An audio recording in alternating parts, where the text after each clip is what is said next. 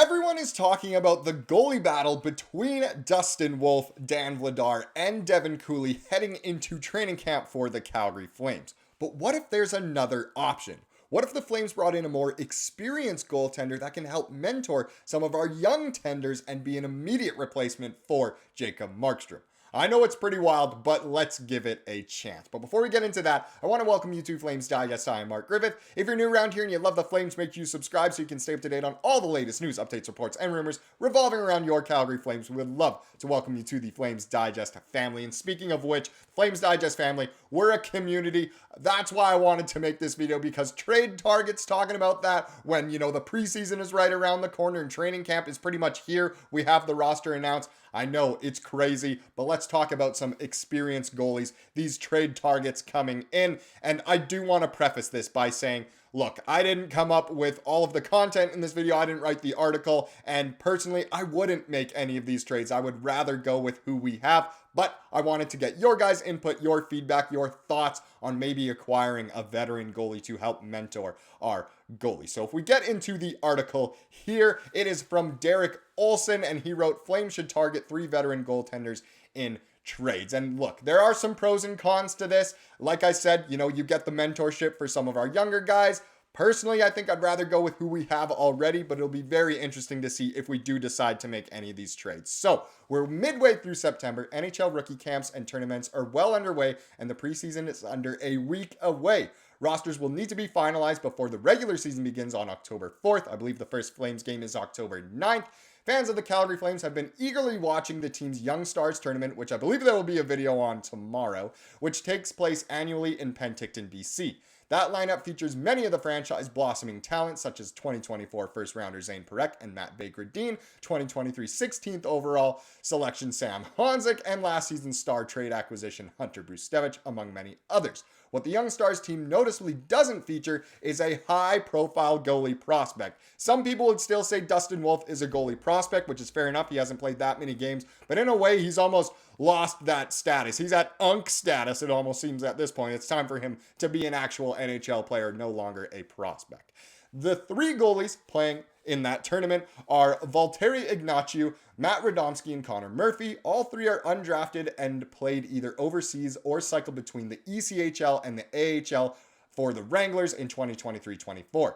Flames fans, don't stress over this because the team has their goalie of the future already, Dustin Wolf. The 23-year-old is a 2-time AHL Goaltender of the Year, AHL MVP, and won numerous awards in junior as well. However, Wolf is being thrust into a full-time NHL role this season despite only having 18 games under his belt. His running mate is slated to be a 75-game veteran, Dan Vladar. Both are largely unproven commodities that are going to have a tough time surviving a season in which the Flames will not be competitive. And I do once again want to say all credit due to Derek Olson for writing all of the content in this video. He wrote the whole article. We're merely just reading it. This all comes from his brain. Shout out to him. Very, very good writer. But are we going to agree with what he wrote here? I'm not too sure. With last season's starter Jacob Markstrom traded this offseason, we feel that the Flames should seek out a more experienced netminder to teach Wolf the ropes while also being able to take over should he struggle. Here are 3 such players the Flames should target. You saw the first one already in the thumbnail, but it is a Marc-Andre Fleury of the Minnesota Wild. He's bounced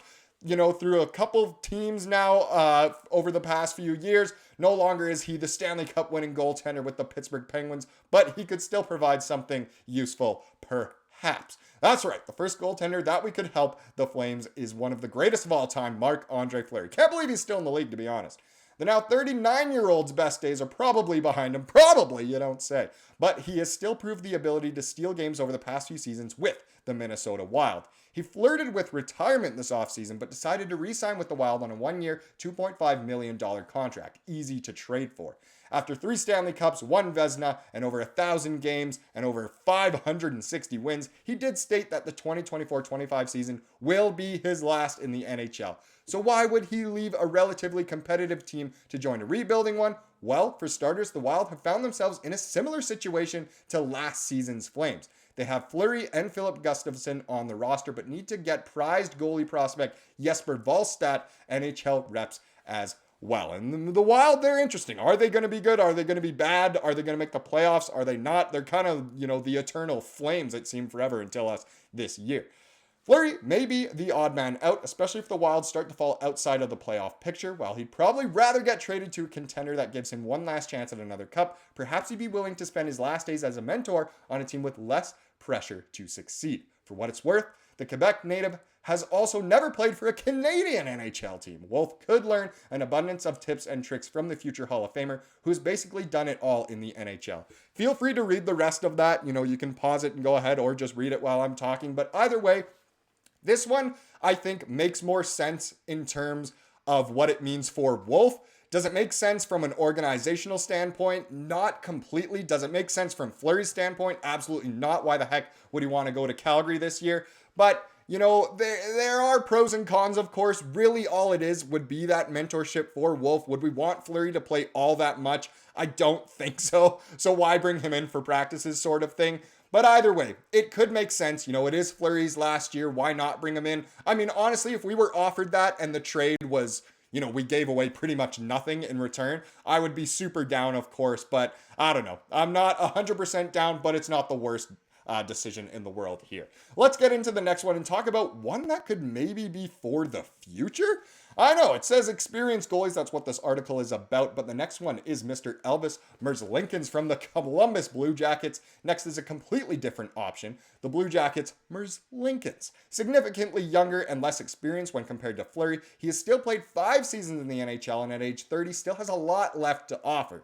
After helping the Blue Jackets reach the postseason as a rookie in 2019-20, the Latvian goalie hasn't played up to the same standard apart from a 27-win campaign in 2021-22. Last season with the lowly Blue Jackets, he went 13-17-8 with 1 shutout in 41 appearances. He also accumulated a paltry 3.45 goals against average and an .897 save percentage. The main reason we're looking at him is that he is one of the very few netminders that is unequivocally available. Merzlikins requested a trade out of Ohio back in January. So it has been months. This has been pretty much a full pregnancy since he asked to get out of Columbus. So potentially he could come in. While he wouldn't be anywhere near the teacher that Fleury is, Merzlikins at least has demonstrated NHL starter capabilities and could also stick around for a few seasons. Once again, feel free to read the rest of that, but it's very, very interesting. You could bring him in to be a mentor and maybe just kind of be there as insurance until Dustin Wolf has proven that he is completely ready. Once again, I would personally rather have Wolf just play and have Vladar as kind of the second man or closer to a 50-50 split, but this one, again, for the right price, if the Flames were to cough up just, a late round pick or something, I'd be down. It makes more sense. And then we can even trade Vladar away for hopefully more than we acquired Merzlikins for. So, I don't know. Not the worst, decision here. If you look at the very bottom, it says if Wolf succeeds and takes the starter's reins, Merzlikins could serve as a backup for a season before possibly being flipped again. So it's kind of having, another Dan Vladar, and you could just trade that away as well. Very interesting. Would you want to see kind of a Vladar for Merzlikins type trade or something along those lines? Let me know down in the comments. But let's get into the third and final one here, which is just a no from me. Honestly, I couldn't believe it when I read this name, but we'll let the article do some talking. It is James Reimer from the Buffalo Sabres. If you are a Toronto Maple Leafs fan, you're already saying, are you kidding me? We know what Reimer has done in the past. He's had a couple good seasons here and there, but I mean, really at this point, let's see what the article says. Last but not least is Buffalo Sabres veteran goaltender James Reimer. The 36-year-old hit the 500-game milestone in 2023-24 after a notable career spanning 14 seasons. Maybe notable for the wrong reasons. The native of nearby Red Deer, Alberta, signed with the Sabres this offseason after a single season with the Detroit Red Wings. Even at an advanced age, he performed admirably, going 11-8-2 with 2 shutouts, a 3.11 goals against average, and a .904 save percentage in 25 games. Not the worst stats, not the best stats. Why would we bring him in, though? The Sabres are a young, up-and-coming team, much like the Flames, except they are significantly further along in their rebuild process and are closer to competing. Well, at least they say they are. They say that every single year. They won't be winning the Stanley Cup in 2025, but have a bright future ahead of them.